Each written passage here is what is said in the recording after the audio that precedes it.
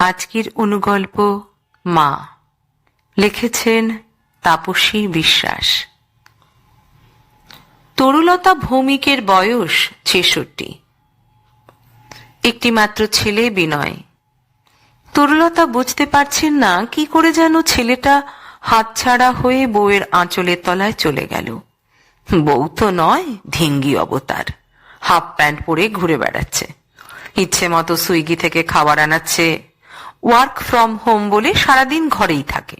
শনি রবিবারটা সারাদিন টোটো। বৌমাকে তার কেমন যেন বিরোধী পক্ষ বলেই মনে হয়।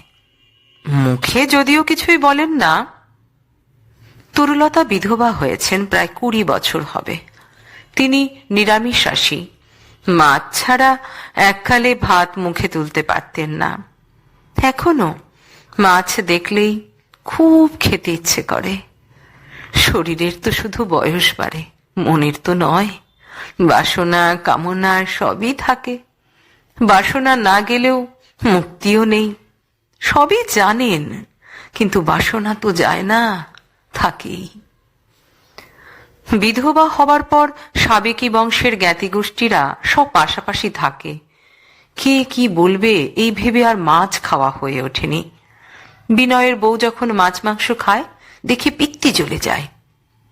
বউটা অবশ্য প্রায়ই জোর করে মাছ খাবার জন্য। আজ যেমন বউ রিমঝিম জিজ্ঞেস করছে, মা, আপনাকে অন্নপ্রাশনে মাছ খাইয়েছিলেন কে? এ আবার কি ঢঙের প্রশ্ন? আমার মামা খাইয়েছিলেন। আমার শ্বশুরমশাই আপনাকে শাঁখা সিঁদুর পরিয়েছিলেন। তার মৃত্যুতে আপনি শাঁখা ছেড়েছিলেন, সিঁদুর মুছেছিলেন। আপনার মামা প্রথম আপনার মুখে মাছ দিয়েছিলেন।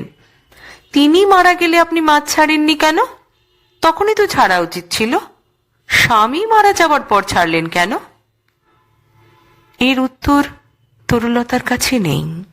এই মেয়েটা মানে রিমঝিমকে তিনি এখনো পর্যন্ত মেপে উঠতে পারেননি। কখনো মনে হয় উদ্ধত অভদ্র, কখনো মনে হয় স্পষ্ট বক্তা। আজ মনে হচ্ছে মেয়েটা যুক্তিবাদী। শুনুন মা, আমি চাকরি করি, ছুটি খুব কম। আপনি অসুস্থ হলে বিশেষ দেখাশোনা করতে পারবো না। এরকম নিরামিষ খেলে শরীর তো খারাপ করবেই। তাছাড়া আপনি মাছ মাংস ডিম না খেলে ৩ জনের জন্য ২ রকমের ডায়েট, অসুবিধেও তো হয়। মাছটা অন্তত খেতে শুরু করুন। তরুলতা চুপ করে রইলেন। তিনি বিধবা হবার পর কেউ তাকে অনুরোধ করেনি মাছ খেতে, নিজের ছেলেটাও না।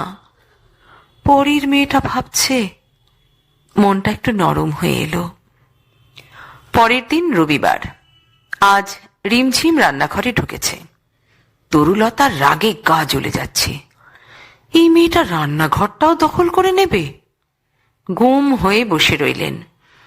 রান্নাঘর থেকে ইলিশ মাছ ভাজার গন্ধ আসছে।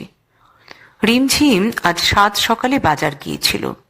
বেলা ১টা নাগাদ রিমঝিম ডাকল, মা, ভাত বেড়েছি, খেতে আসুন। তরুলতা বসেই রইলেন। এবার রিমঝিমের প্রবেশ। রিমঝিম এসে তরুলতাকে হাত ধরে টেনে খাবার টেবিলে নিয়ে গেল। ভাতের থালায় ইলিশ মাছ ভাজা, ইলিশ মাছের তেল, পাশে একটি কাঁচা লঙ্কা, থালার পাশে আরো ২-৩টি বাটি। কোনো কথা শুনবো না, খেয়ে নিন। আপনি না খেলে আমরাও খেতে পারবো না। এক বাড়িতে ২ রকমের রান্না হবে না। তরুলতার চোখে জল এসে গেল। কত বছর পর কেউ তাকে ভাত বেড়ে দিয়েছে, খাবার জন্য জোর করছে। মনে হলো কিশোরী বেলায় রাগ করলে মা হিড়হিড় করে টেনে এনে ভাতের থালার সামনে বসিয়ে দিতেন। কি খেতে তরুলতা ভালোবাসে তা মা ছাড়া আর কে ভালো জানতো। ইলিশ মাছ ভাজা আর ইলিশ মাছের তেল দিয়ে ১ থালা ভাত তরুলতা খেয়ে নিত। আজ বহু বছর পর তরুলতার মনে হলো যেন মা এসে দাঁড়িয়েছে আর বলছে, একটা ভাতও ফেলবে না, খেয়ে নাও। মেয়ে মানুষের এত জেদ ভালো নয়।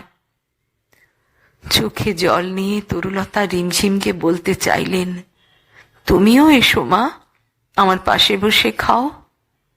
কিন্তু পারলেন না। গলার কাছটায় কি যেন আটকে আছে। গাল বেয়ে অনবরত জল পড়তে লাগলো তরুলতার। কেমন লাগলো আজকের গল্প অবশ্যই একটা কমেন্ট করে জানাবেন। আর যদি ভালো লাগে তাহলে অবশ্যই একটা লাইক দেবেন এবং অন্যদের সঙ্গে শেয়ার করবেন। আর যারা এখনো আমার চ্যানেলটি সাবস্ক্রাইব করেননি তাদের সবিনয় অনুরোধ জানালাম চ্যানেলটি সাবস্ক্রাইব করার। সবাই খুব ভালো থাকবেন। ধন্যবাদ।